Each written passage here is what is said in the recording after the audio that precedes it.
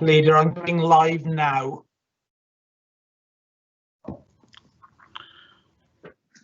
Right, we're now live. Okay, we're slightly early, so we'll wait a couple of minutes to start.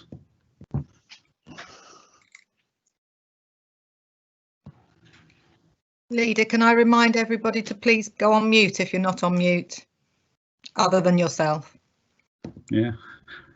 When they start drilling again, I'll probably go on mute as well. Shouldn't be too much now.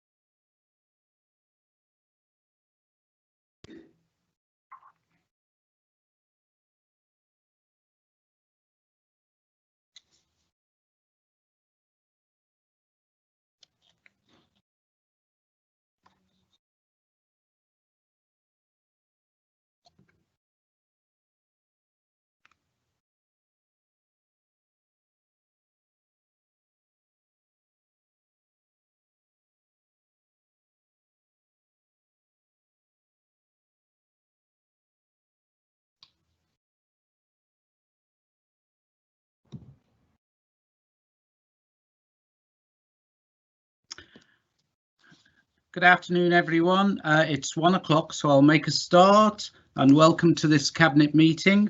I'm obliged to inform you that this meeting is being live streamed and recorded. Members of the public are able to hear and view the papers, and the papers are displayed during the broadcast of the meeting. This meeting is being held using remote technology, and should any Cabinet members experience technical difficulties during the meeting, they should immediately contact the telephone number previously given. Councillors are requested to mute their microphones unless asked to speak. The chat function may be used to indicate the desire to speak. As leader, I will interpret the Council's existing standing orders in light of the requirements of remote participation, with advice from the monitoring officer prior to making a ruling. At the start of the meeting, I will ask members of the Cabinet to confirm their presence and any interests. I will ask everyone that speaks during the meeting, including members of Cabinet, group leaders or officers, to introduce themselves before they speak. Right, so now we start the meeting with the first item, which is apologies. I'm not aware of any apologies. Anybody got any? Julie, do you know any apologies? No, I've not received any. Right, thank you. So item 2 is a roll call of members, and when they indicate they're here, I would ask them to just declare whether they have any pecuniary interests. So we start with Gwilym Butler. Gwilym? Good afternoon, Leader. Gwilym Butler present, no pecuniary interests. Lee Chapman? No, we haven't got Lee yet. Steve Charmley? Good afternoon, Peter. Lee Chapman here. Oh, sorry, I was a bit quick. Yeah, go on then. No pecuniary interests, thank you. Steve Charmley? Afternoon, Leader. Yes, I'm here and no interests. Dean Carroll? Present and no interests, Leader. Steve Davenport? Yes, I'm here, no interest, but my computer's telling me it's going to shut down and I'm trying to stop it happening, but just so you know, if I disappear. Robert Macy? Yeah, present, no interest. David Minery? Present, Leader, nothing to declare. Leslie Picton? Good afternoon, everyone. Present and no interests. Right. Ed Potter? Present and no interests. Yeah. And just for the record, I have no interest to declare either. The group leaders, Roger Evans? Good afternoon. I have no declarable interests. Right. Alan Mosley Present, no relevant interests. and Pauline D. Present and no interests, Leader. Right, thank you. And the officers, Karen Bradshaw Present, thank you. and Andy Begley. Present, thank you. And Mark Barrow, but I suspect Mark's on holiday. Yes, he is. Yeah. And then James Walton. Yes, I'm here as well, thank you. Michelle Leith. Yes, here. Claire Porter. Yes, present, Leader. And I know Julie Files is because we've just spoken. Right. So item 3 are the minutes of the meeting held on the 15th of June. These have been circulated. So can I ask that they be signed as a true record? Now I'll move that, and I'm going to ask Councillor Steve Charmley to second it. So Steve? Yeah, happy to second, Leader, as a correct record. Right. So has anybody any comments on the minutes, or are you all happy that I sign them as a true record? One comment from Councillor Roger Evans, if I may, Peter. Yeah, go on then. Supplementary questions do not seem to be recorded in the minutes. Are they there, or will they be there for future reference, please? I don't know the answer to that. Julie or Claire, do we know an answer? I think they were recorded in the minutes, but I will go away and check my records again. Okay, right. We'll try and make sure that happens in future, Roger. We're not sure at the minute, but we will try and make sure that in future that does happen. Okay, thank you. From the public's point of view, I've just had the thumbs up from Roger that he accepts that. Right, so in terms of the minutes then, unless anybody indicates differently, I will accept them and they will be signed as a true record. Right, nobody's indicating differently, so we'll assume that that is the case. Right, we move on to item 4, which are public questions. And the Director of Legal and Democratic Services will read out the questions as received from the public. So the first question is from Mr. Rob Wilson. So Claire, do you want to read the question out? Yes, thank you, Leader. This is from Mr. Rob Wilson. The Council has now been informed of the result of their bid for Tranche 1 of the Emergency Active Travel Fund. What was the result of this bid? What specifically will it pay for?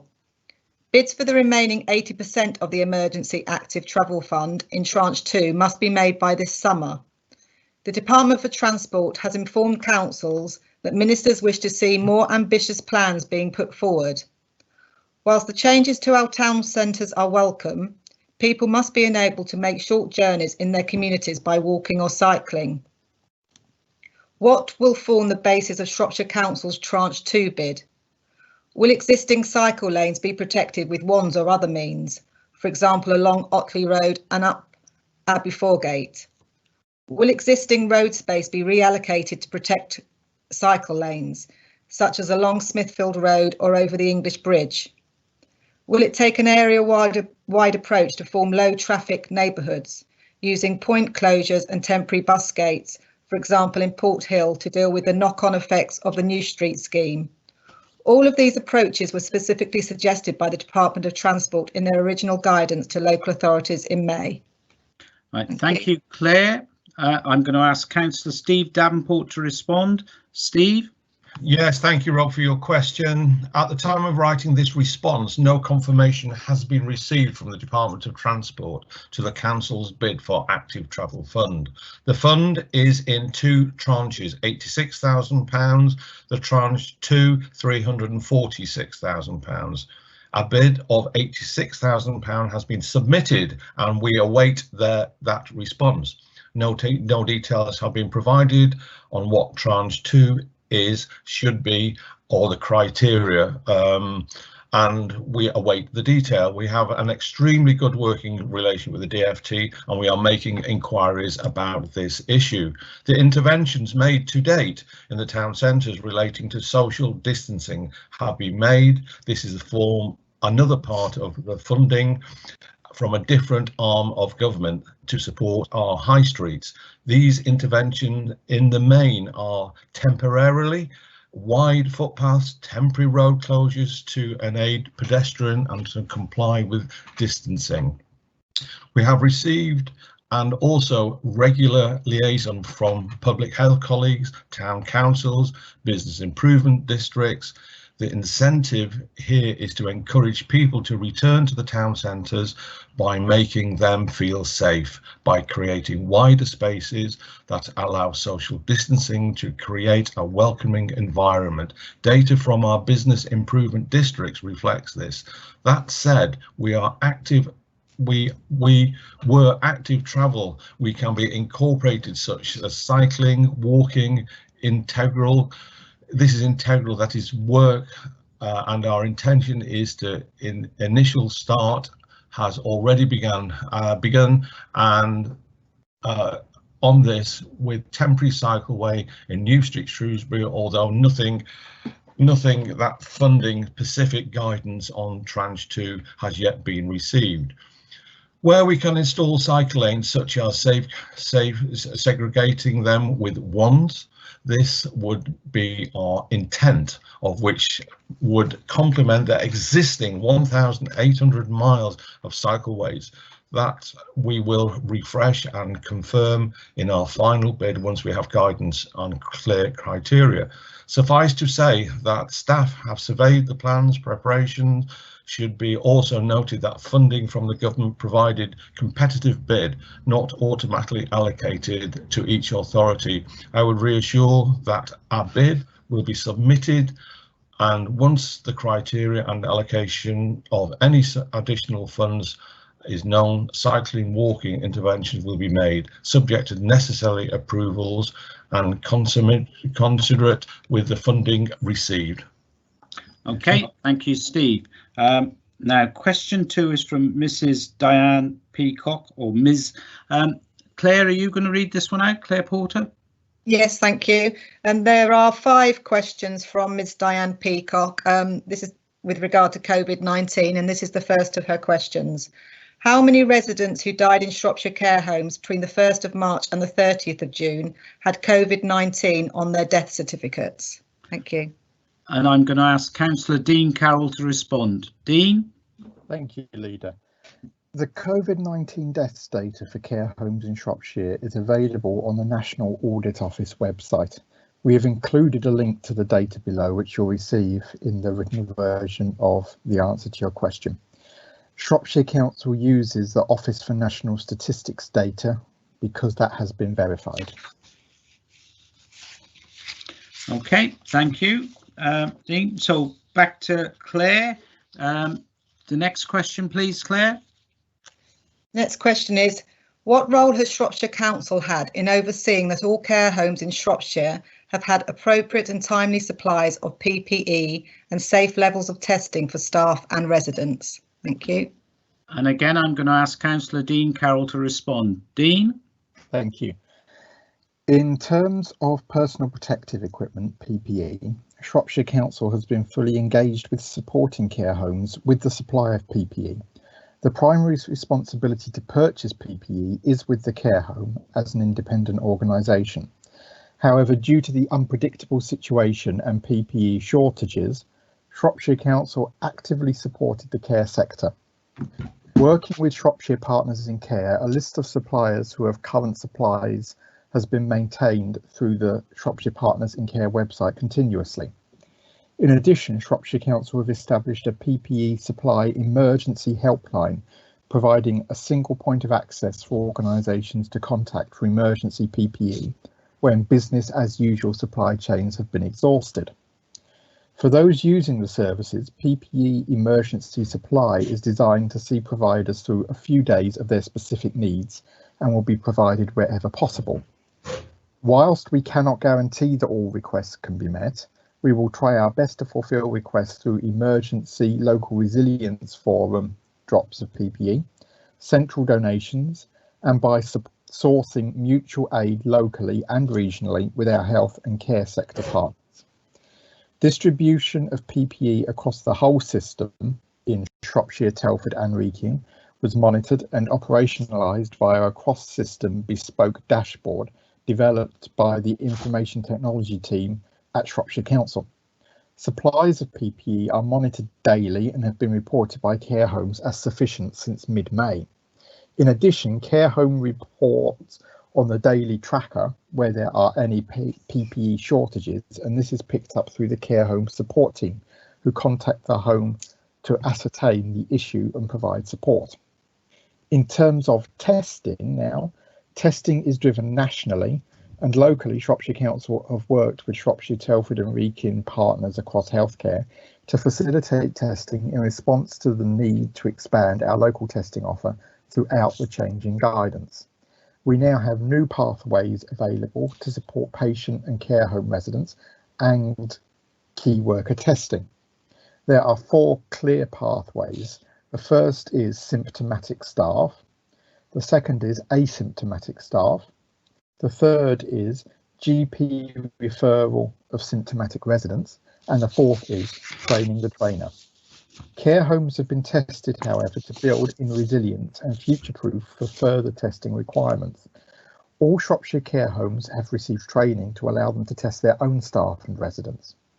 Whole home testing was facilitated by Shropshire Community Health Trust and through local support and the national portal.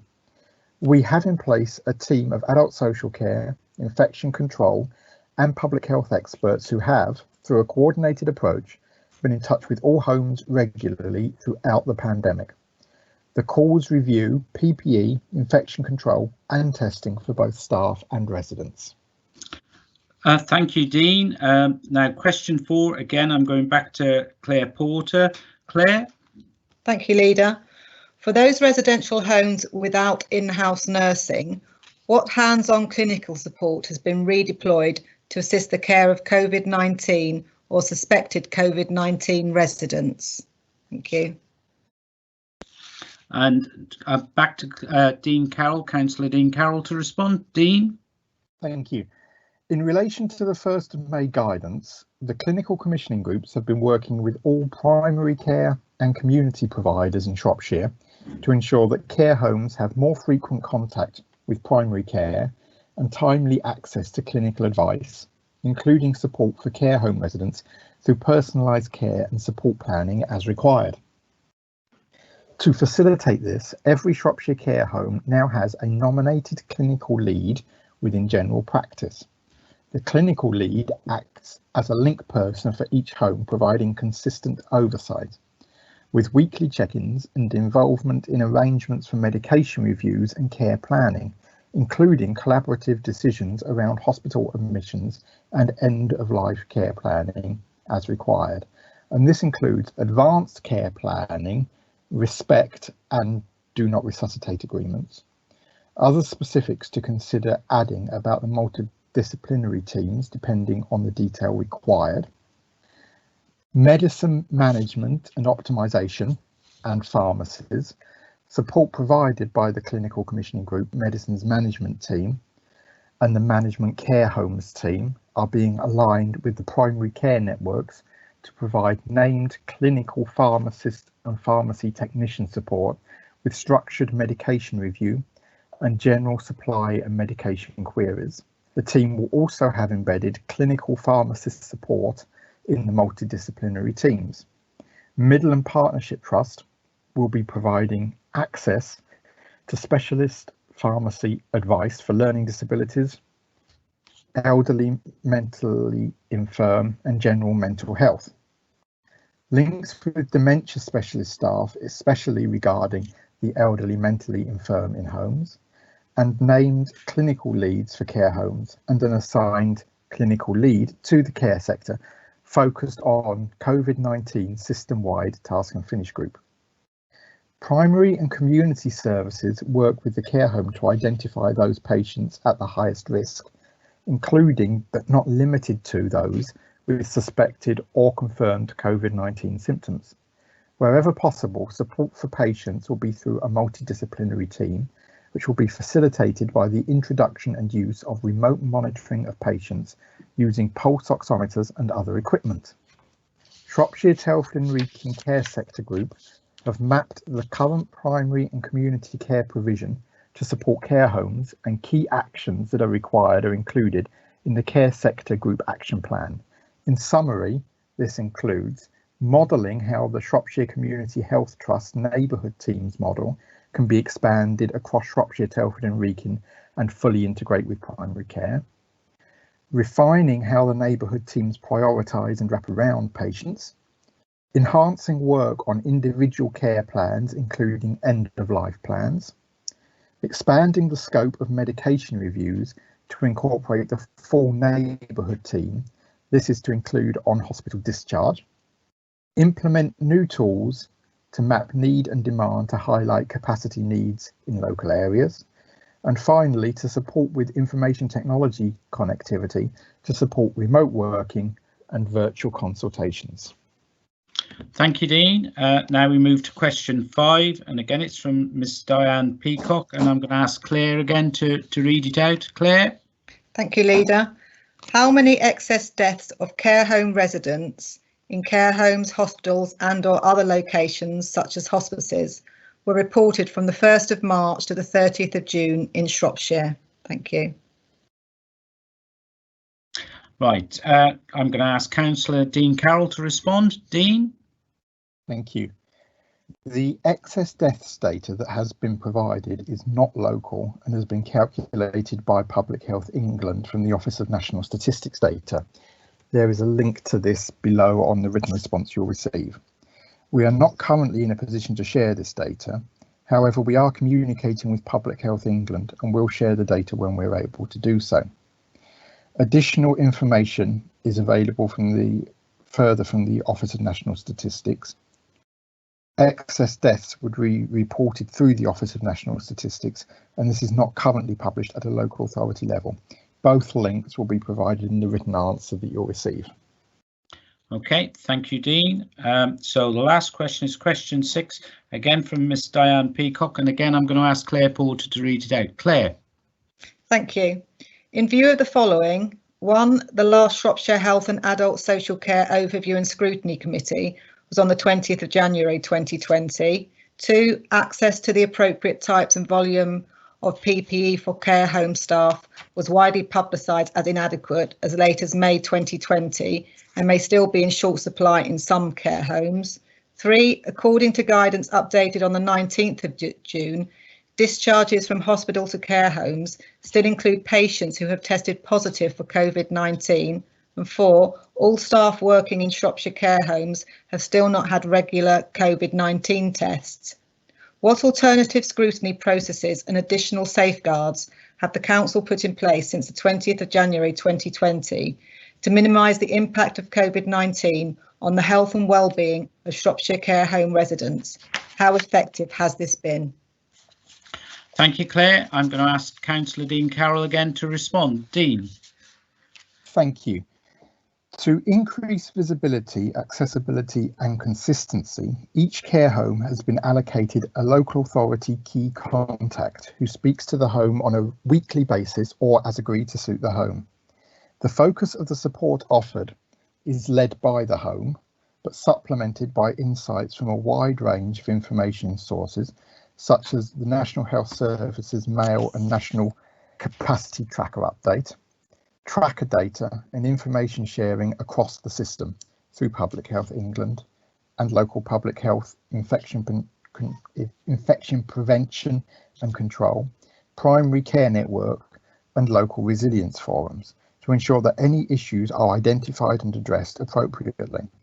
Where appropriate issues and concerns identified as part of this welfare and outbreak monitoring process feed into the care home risk management group for closer scrutiny and analysis.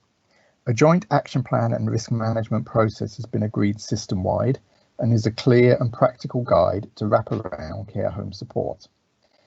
To manage emerging risk immediately and effectively, as well as a daily care home review between public health and adult social care, we have a care home risk management group, which meets on a weekly basis to manage risk assessment and mitigation of all Shropshire care homes through the analysis of information from a range of sources. The basis of this is Shropshire's long-established risk management processes and baseline risk assessment, which includes core areas such as the Care Quality Commission inspection status, safeguarding and multidisciplinary team concerns, professional concerns logged and formal complaints procedures. The baseline risk assessment has been expanded to include specific COVID-19 related risks, including data on staffing, PPE and outbreaks. The further information is gained through capacity tracker data, Public Health England outbreaks information, infection prevention and control information, and soft data from the outbreak and welfare calls to each home to provide a complete picture matrix. Mitigation and actions for each home are agreed with signposting and referral to appropriate areas of the system as required, including workforce support or redeployment from within the system, infection prevention and control, and PPE risk and local resilience forum PPE processes, health protection, which is outbreak control measures, infection prevention and control, and testing through train the trainers, and business viability risk, which is referral to commissioners for appropriate response on an individual home basis. Outcomes and resulting actions from this weekly analysis process are monitored closely through daily information dashboards, situation reports, Public Health England reporting, admissions data, and the daily care home review meetings. The risk management process links to the whole system through referrals and actions as required. Right, thank you, Dean. Thank you. Now that's the end of item 4, which is questions from members of the public. So we now move to item 5, which is questions from members of the council. And the first question is from Councillor Julian Dean. Are you here, Julian? Yes, I am. Can you hear me? I don't know whether you need to read the question out. You can if you wish. Okay.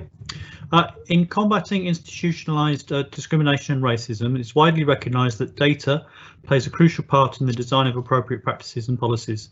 Currently, Shropshire Council produces 2 annual reports in this area, an annual workplace diversity monitoring report and an annual service user diversity report. The workforce report records ethnicity but does not record grade or status information alongside it.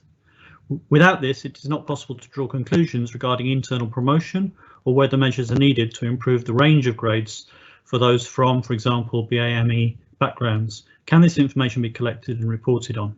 If not, why not? Then moving on, what best practice recruitment practices does the council use? For example, do we anonymise CVs? The same report currently has a roughly 8% non-reporting rate against questions of ethnicity. Why is this, and what measures can be taken to ensure full reporting? The most recent service user diversity report does report on the diversity of service users, does not, should have said, report on the diversity of service users in any detail, nor any possible variance in the quality or availability of services to different groups. Surely this should be the purpose of such a report. The report notes that service areas need to ensure that due consideration is given to collection of equality data in ways which will be proportionate and non-intrusive in order that greater insight may be gained into the needs and aspirations of communities and businesses in Shropshire. This suggests weaknesses in this area. What progress has been made to ensure that the council can identify areas of service delivery that may unwittingly or otherwise be discriminatory in outcome? Thanks. Right, thank you. Right, now I'll respond to that myself, and there is a written response which we will supply to everybody. The workforce report complies with our duties for reporting under the public sector equality duty and is in line with best practice. This contains information on diversity relating to grade for senior earners as defined by the reporting requirements. In addition, we report on the gender pay gap in a separate report which looks at the specific quality characteristic of gender and does include reporting on grade. We also publish an annual pay policy which provides further information on grade in line with the Localism Act and the Equality Duty. We do not record status, and indeed this would be difficult to determine given the size and complexity of the organisation, and therefore this is not able to be reported on. The council does not accept CVs. A standard application form is in use. All personal equality information is captured separately and is not provided to the appointing officer when shortlisting for the position. Candidates or employees are encouraged to provide their equality information when applying for a role or updating their details, but this is not mandatory. Over the last 4 years, the Council has used annual service user diversity report to share information and statistics about the diversity of the Council's service users and the county's communities. The Council is focused on different protective characteristic groupings each time, using case studies to show the different challenges for each group, as well as commonalities around social inclusion and rurality. The 2016 report accordingly looked at gender and sex and race, religion and belief. The 2017 report looked at gender, race, religion and belief and sexual orientation. The 2018 report looked at age, young and old, with case studies on use of survey and consultation data. And 2019 looked at deprivation, rurality and social inclusion, with a focus upon working together across sectors. The most recent report contained details about the county and its people, including a demographic profile and an explanation about the index of multiple deprivation and how the data from it looks for Shropshire, as well as the commentary that for 2019 it was timely to conclude that this 4-year cycle, with a look at social inclusion in its broadest sense, and that we were therefore looking at each of our 3 corporate action areas to illustrate aspects of our work in Shropshire around promoting social inclusion. The extract from the report in full sets out to explain the ways in which we collect equality data need to be proportionate and non-intrusive. This is because we are mindful of GDPR guidance on this matter and of the need to avoid collecting data where it is not required. The commentary goes on to reference surveys and engagement work and made use of ESIAs, and it is very useful to have feedback from the member that the wording needs to be clearer, as it in no way intended to indicate any weakness on this matter within service areas. The full quote from the report says service areas need to ensure that due consideration is given to collection of equality data in ways that will be proportionate and non-intrusive, in order that the greater insight may be gained into the needs and aspirations of communities and businesses in Shropshire. This is particularly so when carrying out surveys and engagement work. This information then becomes source material and evidence for ES11As to help in the assessment of the likely negative or positive impact on service changes or policies, and any mitigating measures to mitigate or enhance such impacts. It is reported to Cabinet accordingly alongside committee reports to a decision-making process. The public sector equality duty requires us to record and demonstrate and publish our efforts around ongoing engagement with communities, using annual diversity reports as one way in which to do so. The case study approach that we've utilised sets out to help the reader to come to an appreciation of how we engage with groupings in the community in the development and delivery of services, and the mechanisms that we use, including equality and social inclusion impact assessments, surveys and consultation exercises, and national data from the ONS. We have indicated that the action plans have made progress we have used on inclusion impact assessments across service areas, and that we have proposed action for 2020 to 24 to include health and well-being within these inclusion assessments, supporting all service areas in doing so. Right, thank you. I think, Dean, you do have the opportunity to have an extra question if you want. Thank you very much. The only point I would just like to raise is can we also consider how we are hearing from communities with protected characteristics? A lot of it seems to be sort of top-down collecting of data, but perhaps we ought to be encouraging, for example, staff groups or service user groups to be formed from amongst different groups, so we can actually hear their opinions. That seems to be one of the things that perhaps is missing. Thank you. Okay, I hear what you're saying, and I will ask officers to consider that as we go forward. Right, thank you. Right, question 2 was received from Councillor Roger Evans. Roger, I know you're here. Would you like to read your question out? Thank you, Chairman. Roger Evans, Shropshire Councillor for the Longdon Division. I note the council has received extra money from government to carry out extra work on the roads within the county. Last Thursday, the 25th of June, I received an email from Keir telling me a main road in my division was to be closed from the following Monday to enable work to be carried out on it. This was read by myself later on Thursday, and then immediately made representations asking for it to be delayed so local residents could be informed and so make alternative arrangements during its closure. This was refused, and the road was closed with no prior warnings given to any resident who would be affected by its closure. I was informed the road would be closed between 9:30 and 4 p.m. The excuse being offered by the council for the lack of notice is that an extra £11 million was received by the council in early June, and this needed to be spent. Does the Cabinet member support this type of work being carried out with no prior warnings being given?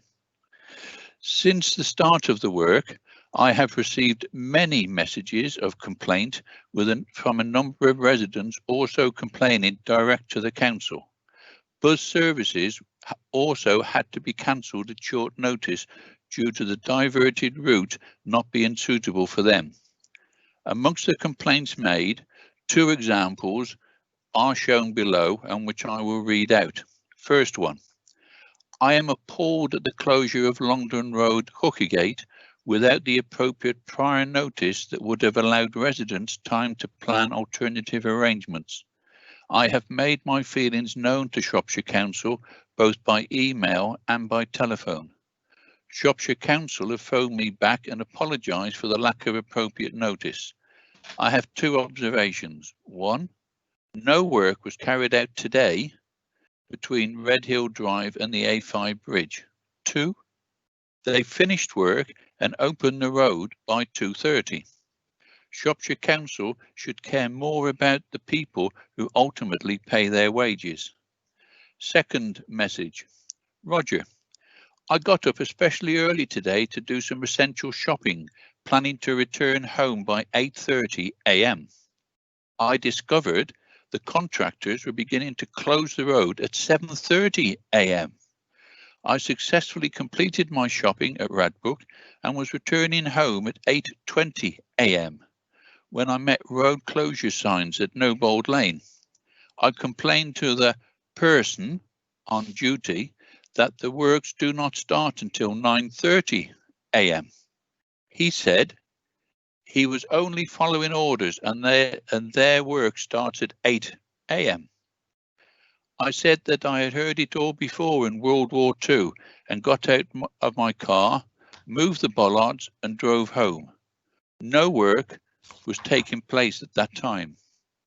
Later on, I went up the road to the roadblock just north of Redhill Drive and showed the person on duty there and his manager a copy of Keir's email of the 25th of June, one that I had sent on and circulated, which clearly stated working times of 9:30 till 4 p.m. They both repeated parrot fashion, I am carrying out my orders. Work starts 8 a.m. I have complained to Shropshire Council and spoke with a sympathetic officer. He said that his information was also that work started at 9:30 a.m. He would get someone from the Highways Department to call me. I told him I wanted 1, an apology for disinformation issued by them, 2, clear and exact timetable for the closure of a road. Without this, their wage payments or wage payers are completely at sea. One other last comment, one local business was also thrown into chaos as arrangements had been made by them for work and deliveries to be made prior to their planned opening on last Saturday. No notice, of course, was given to them. So I repeat my previous question. Does the Cabinet member support this type of work being carried out with no prior warnings being given? Thank you. Thank you, Roger. I'm going to ask Councillor Steve Davenport, the portfolio holder for Highways and Transport, to respond. Steve? Yes. Oh, sorry. Get me up here. Right. We received notification from the Department of Transport on the 2nd of June 2020 that Shropshire Council had been awarded 11.6 million. It says pothole funding, but it's resurfacing, which has to be spent within the financial year. In reality, major works of this type are weather dependent, which in effect meant we have to plan and mobilise to deliver a circular 10 million resurface dressing programme within a 3-month window. To ensure this funding is not lost, the programme will form critical part of the council's preventative maintenance plan, or to prolong the life of the highway, which ensures that the road does not degrade prematurely. And just digressing a little bit, you'll all remember what happened last winter and how bad our roads were, and I gave an undertaking to make sure it didn't happen again. Anyway, these time constraints significantly impacted our ability to undertake the planning, preparation and consultation required, especially linked to the initial schemes in the programme. This was further impacted by the fact of our contractors are not currently able to drop letters due to the risk of COVID-19. With regards to some of the specific issues highlighted in our response are as follows. We fully accept the lack of prior notification caused difficulty for some residents and businesses. Our team responded promptly to each resident who made representation to us, and the issues were addressed wherever possible. The issues around communication to town and parish councils has been addressed. Clerks are now receiving notification well in advance of this work. Signs are also on the site. A minimum of 2 weeks prior to the work starting to make road users aware. The contractors have been told they must stick rigidly to closure times and must not implement closures ahead of advertised times. We are representatives on the site at all times, are only courteous with helpful behaviours by site personnel at closure points was observed. Some of the services were impacted during the day. However, we were significant benefits completing the work ahead of school reopening nearby Priory Millbrace Secondary School. This work was completed to a high standard and ahead of the programme. We will continue to deliver all partners to ensure the stakeholders are not adversely affected as we deliver what is a challenging but hugely valuable programme. And this is 250 kilometres of road within the county. We have got to get this work done. Yes, sorry, but yes, we have to do it. Right, thank you, Steve. Roger, do you have a quick comeback question? Yes, I do, Chairman. The road closure at 9:30 was chosen on purpose because of the schools, and the contractors chose to start closing the road at 7:30 that morning. But the question I have involves a statement that's made at present by Andy Boddington on his blog, and I'll read out just I'm sorry, 2 sentences. No, it's my sorry, question. Roger. Please let me speak. Roger, this is your question, not Andy Boddington's, and I think you should address the question we're dealing with now, not what Andy Boddington wants to deal with. My question is, on Saturday, contractors drove 200 miles from Norwich to resurface Dinham and Linley. That's despite the Sorry, Roger, what's that got to do with this? It's the lack of notice by Keir doing road repairs and closing a road in the centre of Ludlow on a Saturday. Right, I'm going to stop you, Roger. You're digressing from the question. I'm going to move on to the next question. Okay. Now, the next question has been received from Councillor David Vasmer. David, are you present? Yes, I'm present, Councillor. Right, would you like to read your question? You're muted, David. Yes, I will read. I will read the question. Hold on a second.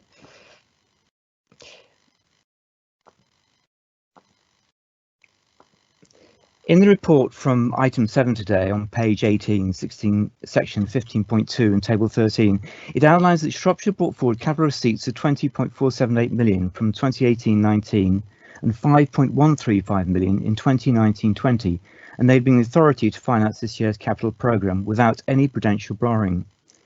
Shropshire is capital rich and revenue poor, and should be considering ways in which it can use its capital source to reduce revenue spending.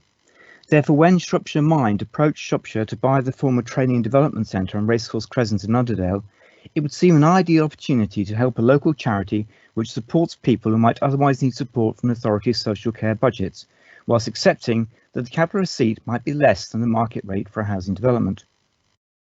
But instead of taking up this idea with enthusiasm, it appears that council's officers have stalled and instead sought to sell the land at half the Monkmore Rex car park for housing development at the expense of both social and recreational support for the people of Shropshire.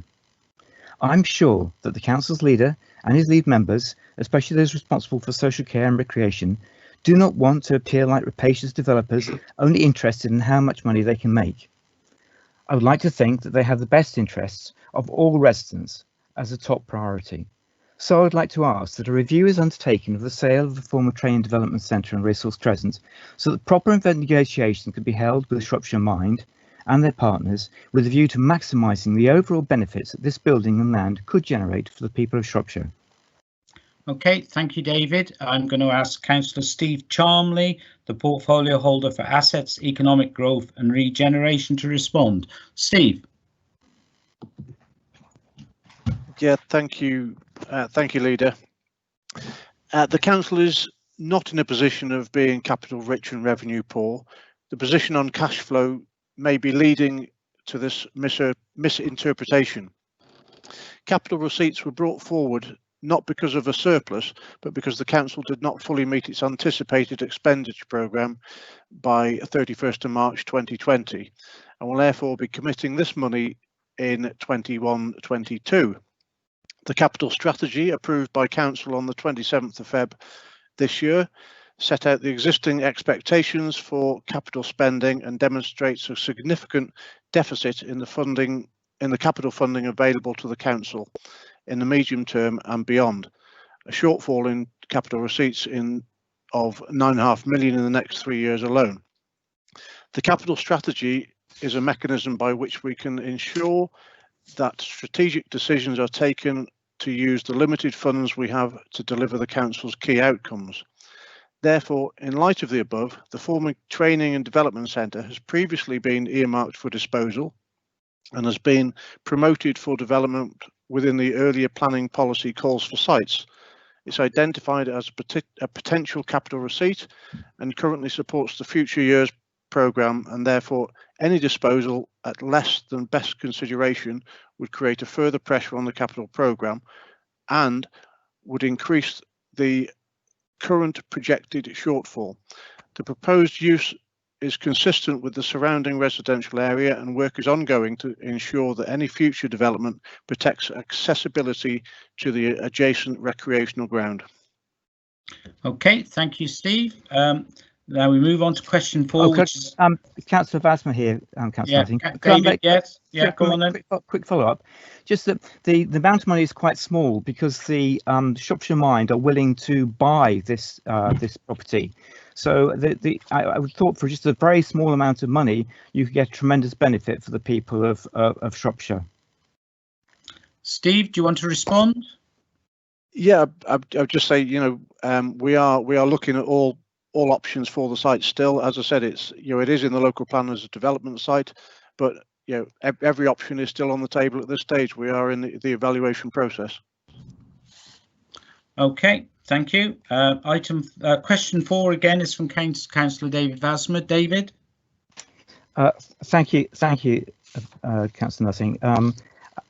Tucked away at the end of the report for item 9 of your report today on page 29 in the third paragraph, there are some interesting comments on the way in which COVID-19 has changed the way the council could work in the future. It is clear that the council is now considering the sale of Shire Hall because more staff will work from home on a more permanent basis, delivering services more remotely to reduce travel across the county and operating a delivery hub model. All these proposals will reduce the need for people to travel on our roads, and if other organisations, both public and private, are considering similar changes, then there is likely to be significant reduction in travel on our road network.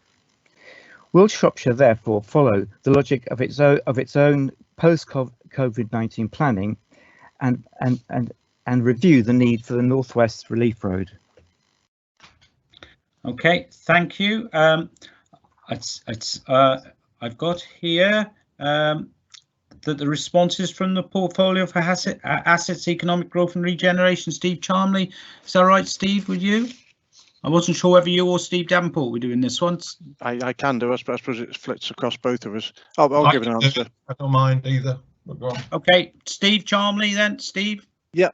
The traffic modelling exercise undertaken to support the North West Relief Road proposal acknowledges the planned and future long-term growth within Shrewsbury and the environs as part of the future years scenarios, to include the traffic generated by this and using the local network. The modelling forecast is based on adopted and future local plan allocations, as is demonstrated within the outline business case and current scheme detail, as approved by the Department for Transport. The North West Relief Road addresses issues around road safety, air quality, walking and cycling uptake, and the journey time reliability against a background of a growing town. These outputs will remain a priority for Shropshire Council, both at the current time and during the period of post-COVID recovery. Fully acknowledging the potential for variation in travel and transport activity at the current time and going forward, the North West Relief Road project will therefore take a lead from the Department for Transport guidance as regards any requirement to adjust the forecasts and benefits that will accrue from the North West Relief Road as a result of the current COVID situation. Until such time as any variation to the current output modelling approach is mandated, Shropshire Council will continue to pursue the North West Relief Road in its current form. Responding to the COVID pandemic has changed how we deliver services to our residents and will inform how we work in the future. Our focus will be to reduce the time and cost associated with travel and journeys which are not necessary, and particularly to buildings which are carbon inefficient and expensive to operate. We will reduce what we spend on buildings and continue to invest in our workforce and digital infrastructure to improve our service delivery. David, do you want a quick comeback? And I say quick, you know, time's moving on. Yeah, thank you very much, Chancellor. I think yes, you mentioned, Councillor Charlie mentioned the Department of Transport guidance. Why not wait until that guidance is forthcoming? Because I'm sure that that will actually kind of make a big difference to the way in which we look at the North West Relief Road, and at that point, then you can review the way we go forward with this road, because I think it's a disastrous road for the country. Okay, right. I don't know whether you want to. I don't know whether that needs a response, Councillor Charmley, but if you want to, you can. All I would say is we're in constant discussions with the Department of Transport anyway, and my colleague Steve Davenport is well versed in that, and we're taking up to the minute guidance as those discussions go forward, and I think the people of Shrewsbury and Shropshire see this road as essential for the future. Okay, thank you. Question 5 is from, well, it says Andy Boddington, Viv Parry and Tracy Hoffer.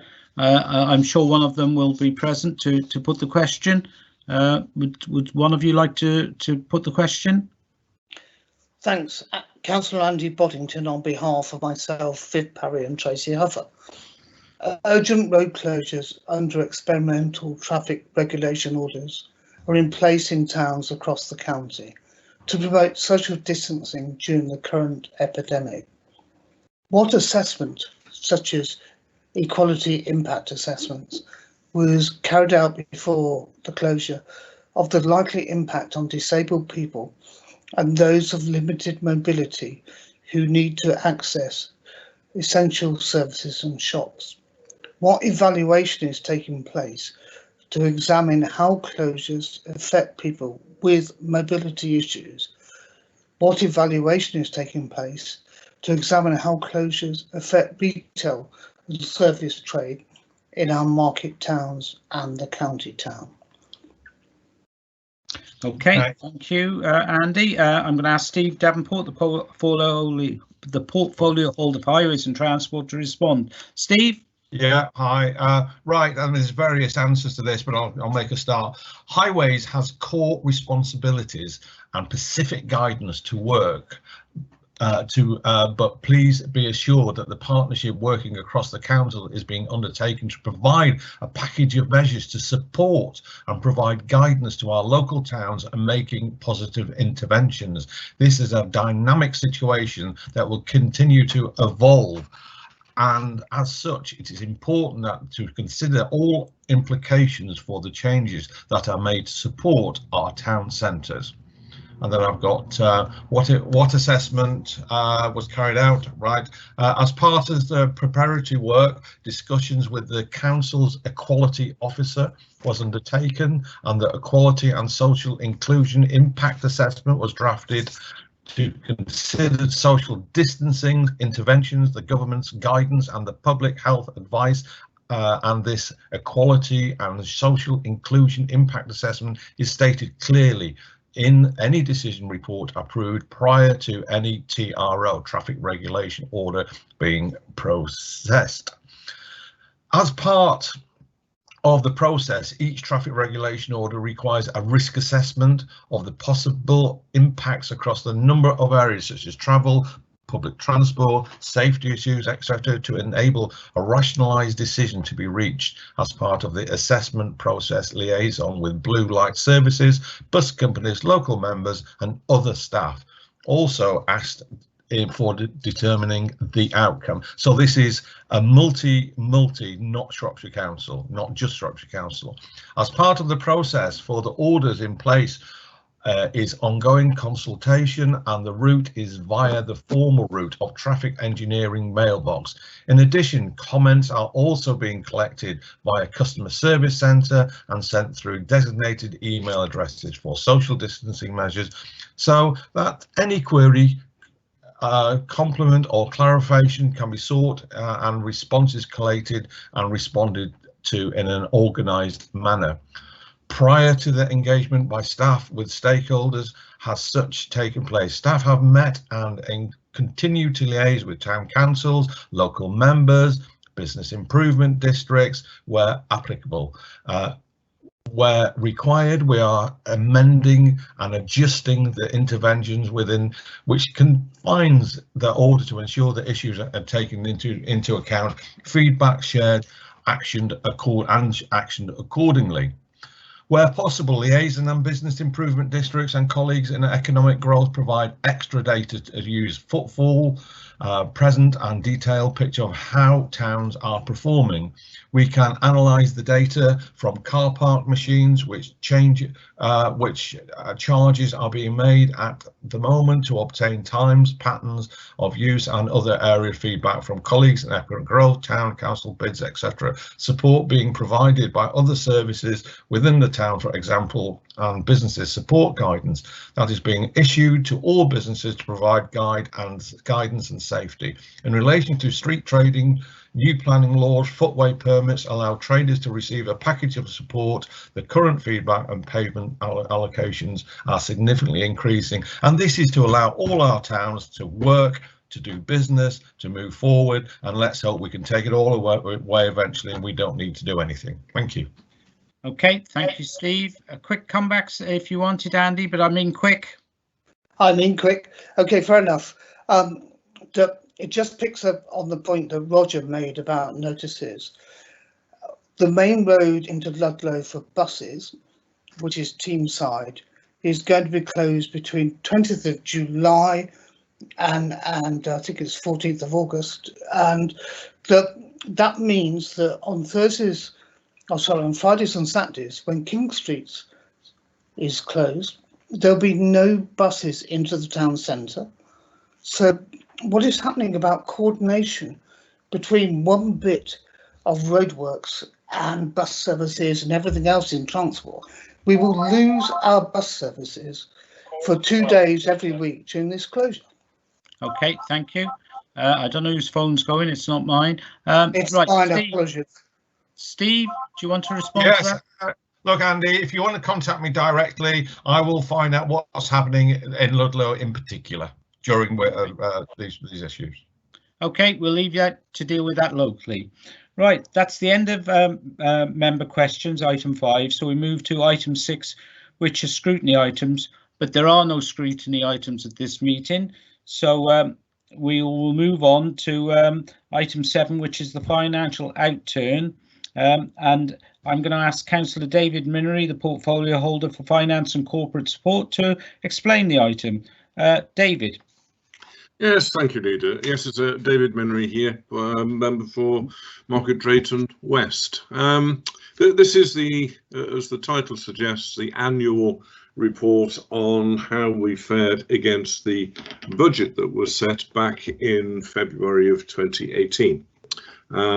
As usual, and in common with every organisation in the country, I imagine, the reality at the outturn never matches what was thought of out in the at its inception. This year certainly is no different, and for once, unfortunately, whereas normally we've always managed a modest underspend, this year it's I'm going to use the word modest and probably get shouted at because it's 1.69 million. But in terms of percentage variance, it's a third of 1%. And so in that terms, in accounting terms, it is a modest overspend. There are a number of recommendations, 10 in fact. The first 6 are just a recommendation to note certain matters. I'll quickly go across those for the benefit of listeners, because I'm very conscious that, unlike a normal meeting where there will be paper copies around the room, there are none, and unless people have gone in online to have a look, they won't have a clue what I'm talking about. So I will, with your indulgence, Leader, just quickly go through the recommendations. I won't do them word for word, but I'll give people the gist of the noting ones. So the first one simply notes that the outturn for the revenue budget is a controllable overspend of 1.69 million, and that represents, as I've just said, a third of 1% of the original gross budget of 568 million.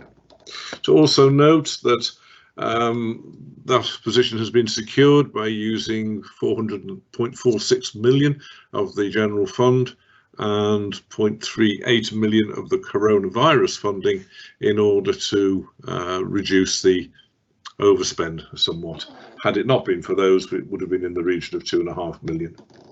The third one is to note the level of the general fund balance, which now stands at 13.5 million, significantly below the recommended level.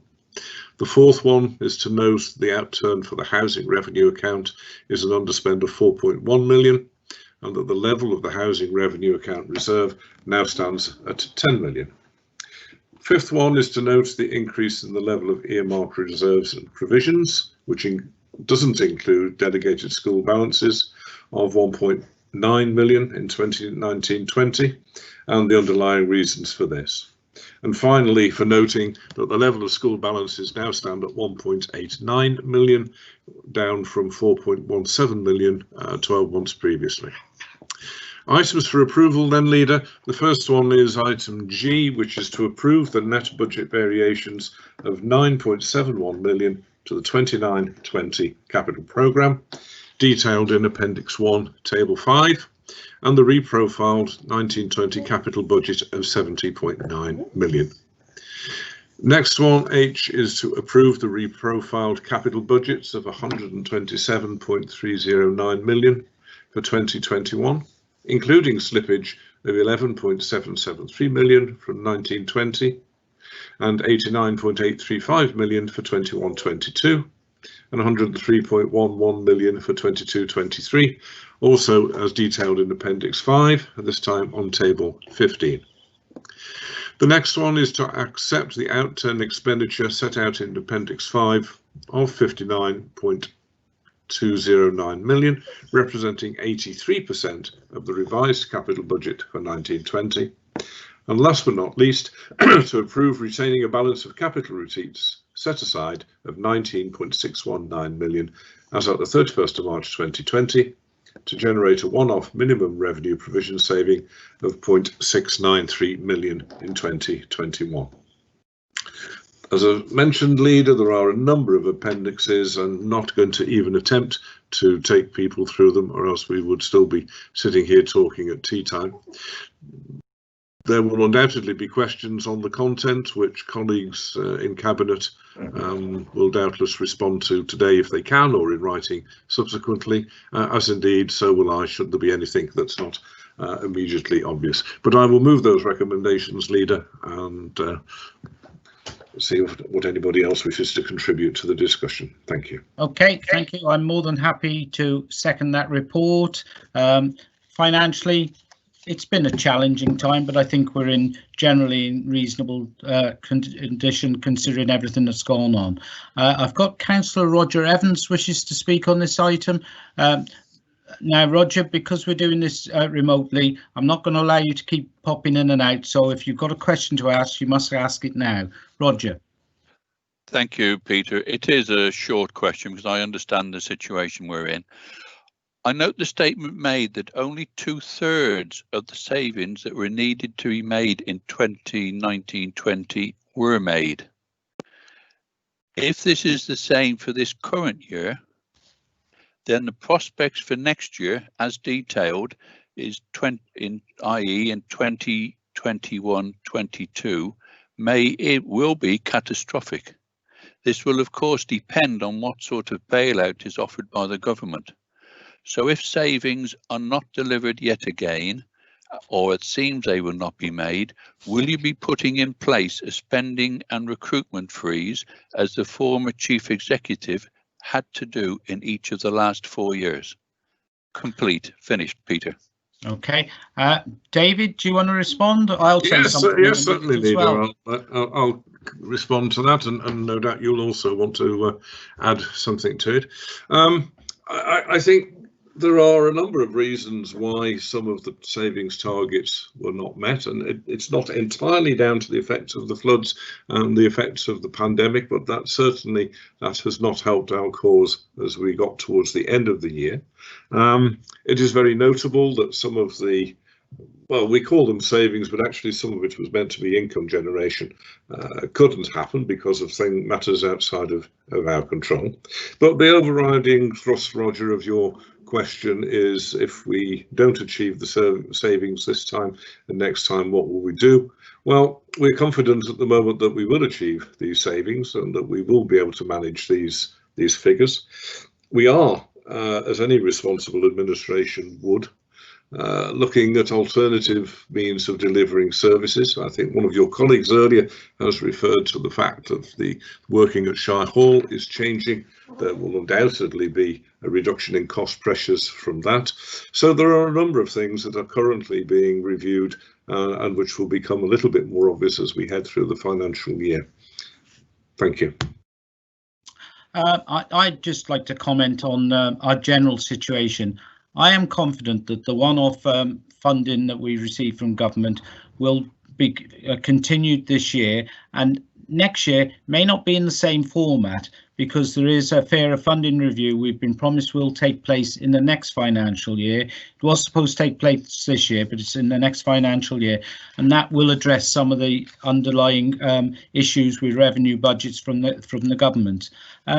We also have done some work on the gap between the 35-36 million we think that the pandemic has cost, and so far 18 million we've received from government. We're expecting to get another 3 probably from the funding announced last week.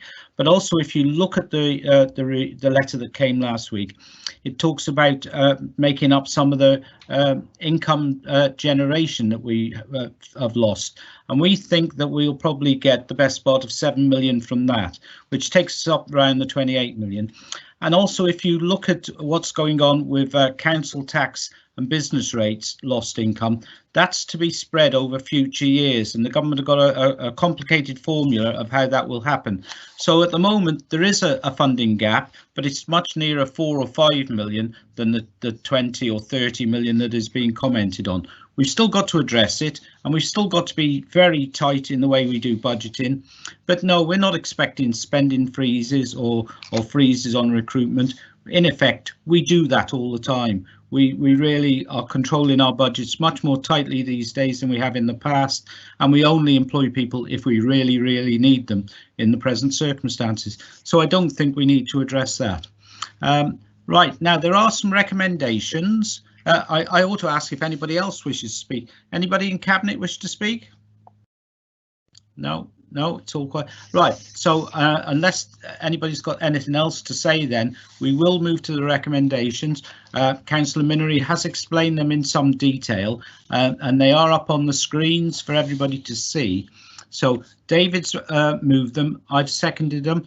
Rather than going through individual votes, what I'm going to say is I'll take it that these recommendations are accepted unless anybody indicates differently within the next 30 seconds or so.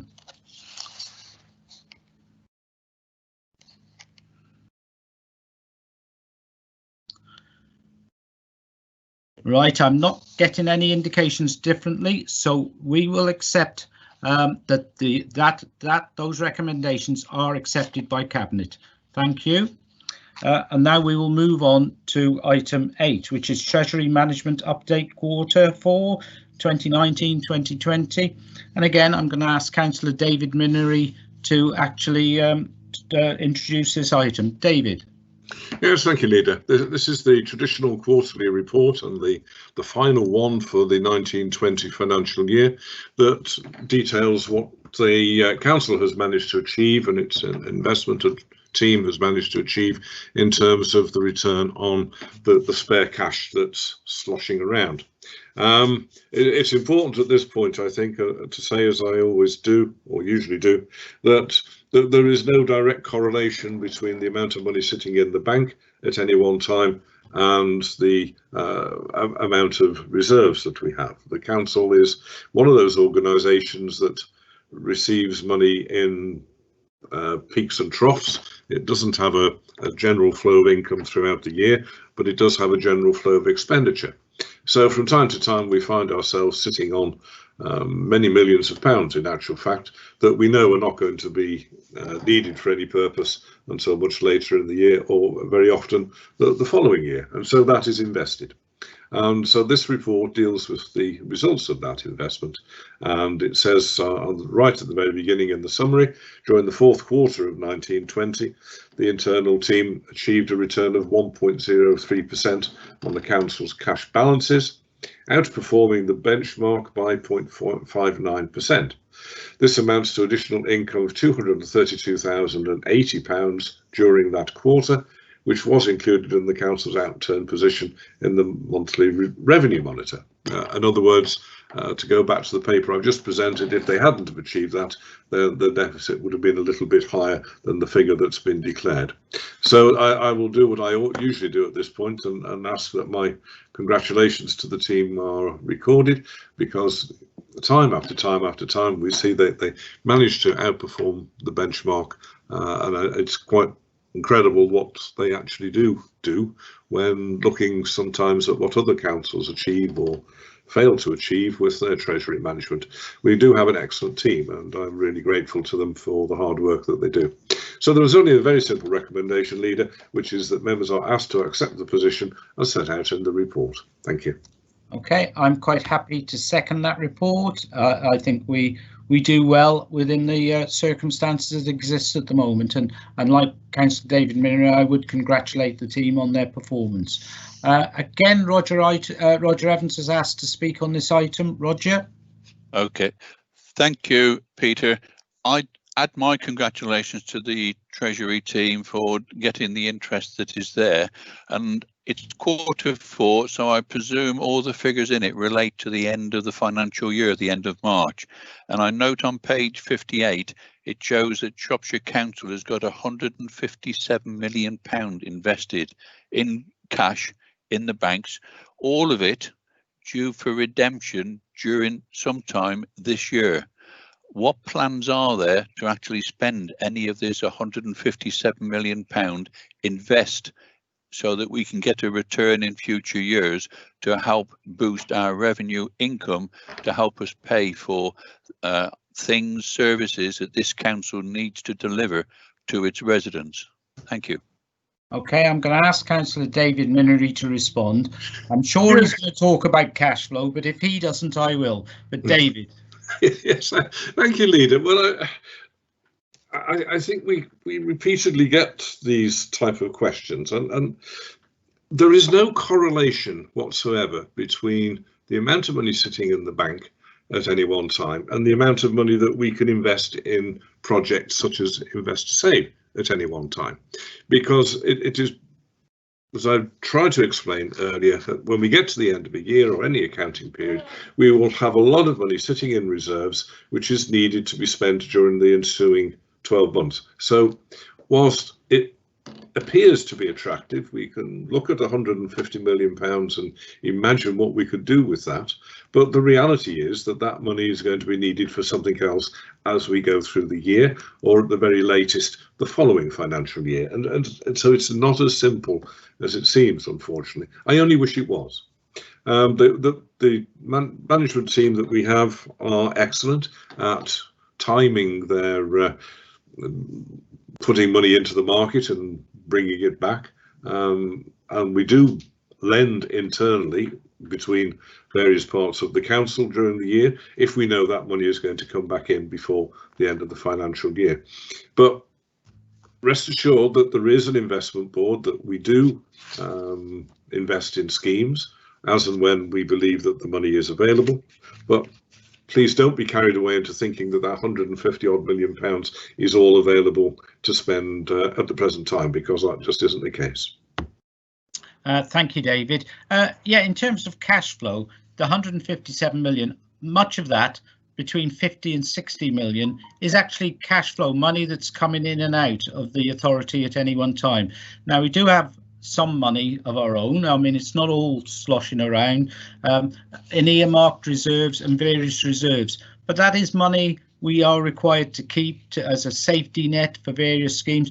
Much of it will be spent in the next couple of years, but we hope to replenish our supplies as we go along. We're doing a lot of work now. We're applying for various grants from government on the capital schemes, and I'm confident we are going to get a considerable amount of money from the government for some of the capital schemes. But our problem is always revenue, and how you can turn capital into revenue. But Roger, it's not as easy as you'd have the world believe, and we are doing well. If you look at our housing record, it's really good. We're starting to get houses coming on tap through Cornovi and through Star Housing as well. So I think housing will be one of the things that does really well in the next few years. But I'm confident of our position, and I think we're on the right tracks. So I'm hoping that Julie, you're going to put up the recommendation in a minute on the screen if you can. No, right, but the recommendation is basically... The recommendation, Leader, was simply just to note the report.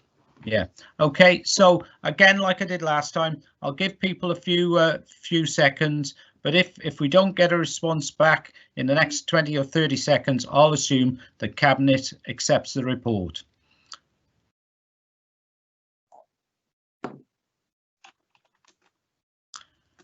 Okay, I think it's clear that that report is now accepted.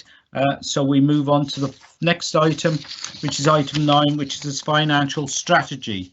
Now, there are some recommendations. I'm going to move this report on page 72.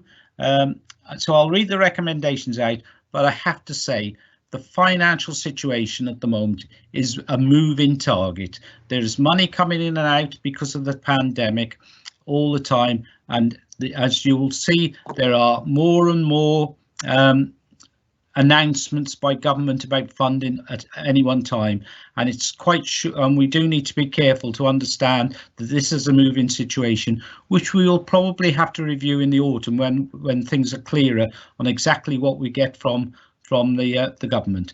But the recommendations as they stand at the moment is to note the revised financial projections for the council, leading to a forecast funding gap of 18.5 million in 2021 and the options identified to resolve this. Note the revised financial projections for 21-22 leading to a funding gap of 33.3 million in that year.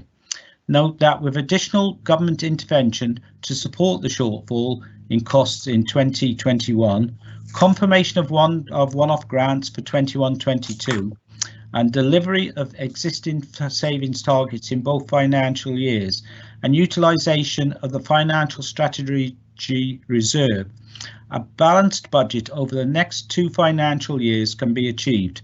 So, I mean, what we're basically saying is, as long as we're careful with money and as long as the government do what they say they're going to do, we're very confident about our budget situation over the next couple of years. Sorry, my phone is going. I'm telling everybody else off. But right, so I'll move that, and I'm going to ask David Menery to second it. David. Yes, Leader, thank you. I'm very happy to second the recommendations and to support your general comment about everything being up in the air. It really is unfortunate. We didn't know back in February that the medium-term financial strategy was going to get blown apart quite as quickly as it has. But like you, I'm very confident that government will keep their word. We have had assurances that the COVID costs will be met. And confirmation of our grants, and we do expect that, as I said earlier, the savings will be made and that we will be able to balance over the next 2 financial years. So I'm very happy to second the recommendations. Thank you. Right, I'm looking at my chat piece, and I see Roger Evans wishes to speak again. Roger. Thank you, Peter. I'm not going to make many comments on it because it is a state of fluidity, and I understand that many councils and Shropshire has waited to see where the government position is going to be. But I note on page 99 the main focus of transformations, and there's a list there, and it was referred to in previous questions, but I can't see anything there about returns on investment from capital. So I presume we will be. You mentioned £60 million going around. That still leaves £100 million of capital. Is that going to be invested? Where is it to be invested? And what sort of return are we looking at in 2022, 23 and later? Are there any details? Have I missed it in the report? Thank you.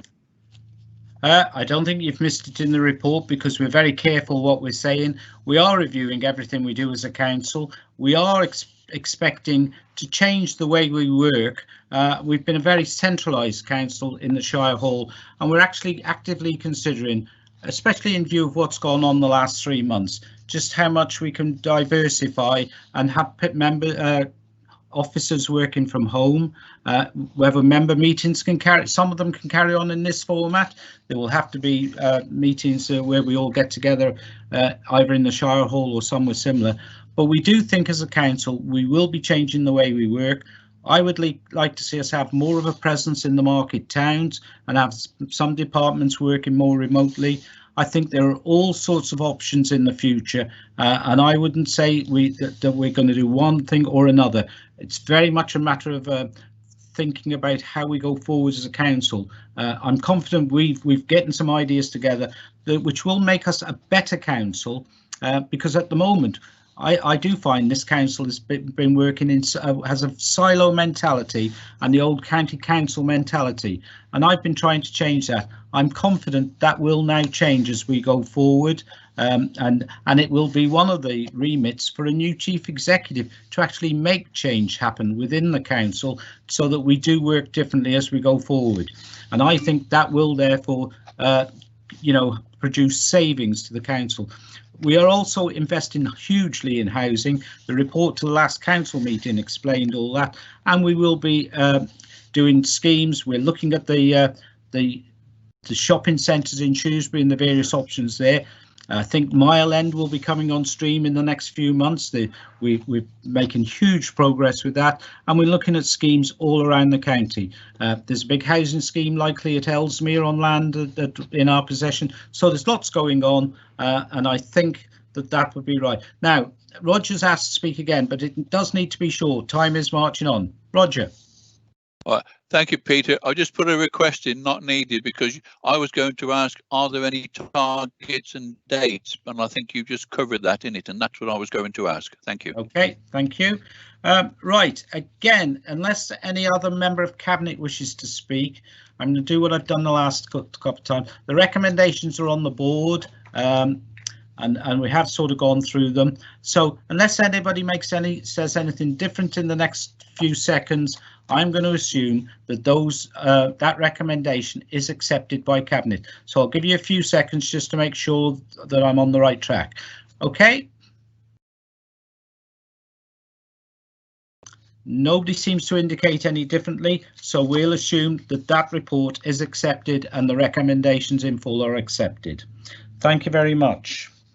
Now we move on to Shropshire Council Equality Objectives Plan 2020 to 2024, and I'm going to introduce the item, and I've got my bit of paper organised because we've been doing a lot of work here today.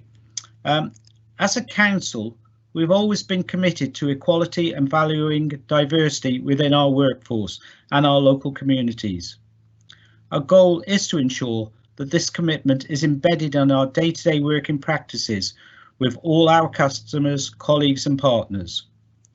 However, the events we have witnessed around the world, highlighted by the senseless deaths of George Floyd and others, serve as an unwelcome reminder of the racial injustice and inequality in our society today. It is therefore timely that I am able to present this paper to you. This is an important document which reflects the fact current affairs have highlighted the need for us to become more aware in our daily operations and in particular around discrimination. As a result, I've been able to personally reflect on our need to drive out discrimination and ensure equality. In this reflection, I have reviewed the content of our equality training and have fully endorsed the work of officers in our community and a commitment to develop our understanding of these issues. Shropshire Council's Equality Objectives Action Plan 2020 to 2024 sets out a range of actions to ensure that we are not complacent or complicit in any forms of discrimination. The plan also sets out actions to address the disproportionate impact of the COVID-19 pandemic, which has exposed health inequalities in the population. Black, Asian and minority ethnic groups and those experiencing poverty and social exclusion are more at risk. This makes our work around equality, diversity and inclusion of even greater importance. We recognise that we all have a role to play to bring about positive change by promoting equality here in Shropshire. We will therefore lead by example and not tolerate discrimination, harassment and victimisation of any kind. The action plan is commended to members as being integral to the ways in which we can make real progress in these endeavours, alongside open dialogue and ongoing engagement with all communities in Shropshire. So there is a big report. I'm going to ask Gwilym Butler to second this because Gwilym's portfolio touches on some of these items. So Gwilym, can I ask you to second the report? Thank you, Leader. Yeah, I'm more than happy to actually second the report and reserve my right. Thank you. Right. Again, anybody wish to comment on it? No. Right. So Gwilym, if you've got anything to say, now's your time. No, I'm fine. I'm fine. Thanks, Leader. I think the report is self-explanatory and it's an excellent thing that we should take more time to do. Thank you.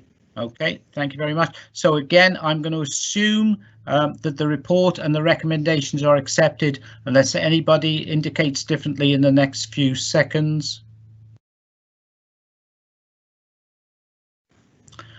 Nobody seems to be indicating any differently, so that report is now accepted and the recommendations agreed.